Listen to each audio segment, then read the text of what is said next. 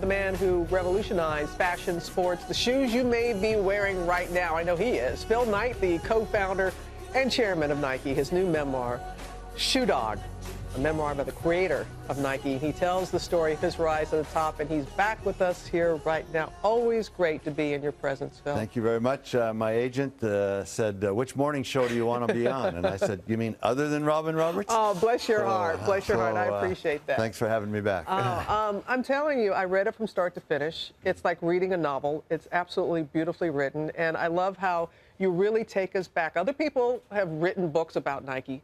This is your first time. Right. Take us back. You're out of school. Your dad said you got this crazy idea. That's what you kept saying, this crazy idea. Right. How did that happen? Well, basically, it was generated from two places. Basically, the running track at Oregon, where Bowerman was always filling with shoes.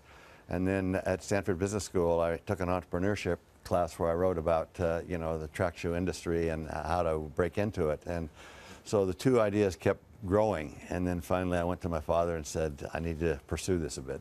And you just knew that you didn't know exactly what it was that you wanted, and I appreciate that, because there are many young people, you know you want something, but you're not quite sure what it is, and you get all trapped in your head, and you just say, just go for it. Yeah, that I feel that way very strongly. I feel sorry for the people who know exactly what they're going to do from the time they're sophomores in high school. I think the process really needs to go through a time period before you really find what it is. Yeah. But I will say, a lot of people did think it was a crazy idea. I know that the people around Portland, Oregon, well, Phil Knight's got an MBA from Stanford, and he's selling Japanese track shoes.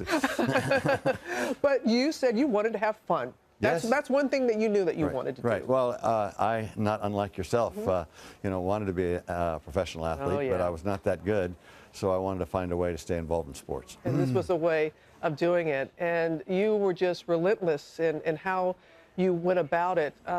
Was there ever a time that you thought, this isn't, I mean, when you read the book, I mean, even though I know the outcome, there are times I'm reading it and saying, he's not going to make it. He's not going to make it. Oh, absolutely. We were right on the edge a couple times that I know I say, was there ever a time? Yeah, there were some times. The most scary was when we got kicked out of the bank for the second time, and they told me that they'd turn me into the FBI. And I thought, well, these are little tough times that they can't take the house, but no. But I did say if we failed, I was going to try it again because I was enjoying it so much. And you were having fun, and you had this group of how you labeled them misfits. Yes. They can read the book and find out the other code name that you had. Name. But I was telling you this. I looked at that shoe. You didn't tell me, and I said 1983, the Pegasus, because I was a senior in college, and everybody wanted a pair of Nikes. Yeah, you blew me away with that. You named it right away. I'm not sure I would have. No, why did you bring this particular shoe? Well, they asked me what my favorite shoe was, and that's the one. Basically, the shoe's been in the line for 43 years, and that's what I wear to run in today. What is it? Much slower. Oh. Well, I say the older I get, the better I was. Oh, that's for sure. Hey, we've got a question here. Zach Johnson on Twitter, he asked, what was your best business decision from your career at Nike? Oh, I think there's no question. It was when Bill Bowerman says, I want to be your partner, and I shook his hand and said, deal. Your old it really coach. all came from there. You know, where would we have been without that? You're very good about sharing that you were the co-founder. That it wasn't it was your crazy idea, but you had all these people, and just some kind of way, it fit. It all fit together. No, I think it's a true as far as a business lesson that there's really never even just one person or even two people. That it takes a group of people to build something, and we had a unique group. They were eccentric. I've often said, I don't know if they were geniuses or near genius, but they brought all the emotional baggage of genius. And what do you say to, because we've had a lot of young people that are starting their businesses, and there are a lot of people who watch, and they have a passion. They want to have fun.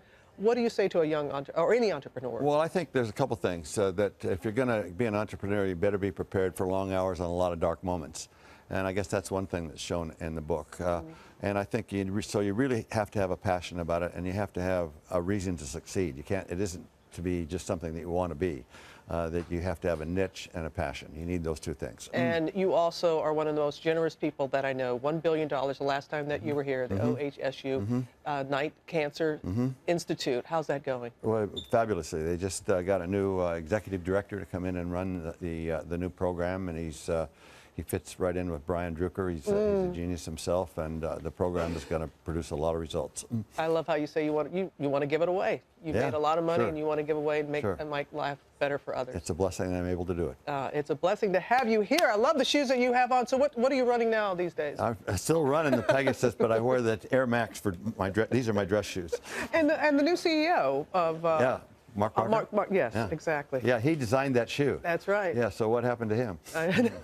He's there. And I love that, how the swoosh, you've got to read the book, because reading about the swoosh and you didn't even want it and all that, it's just a great read. Thank you, Phil. Thanks Thank you very much. It's a And delight to be here. Thank you. Shoe Dog, love that name. Shoe Dog hits bookstores this morning.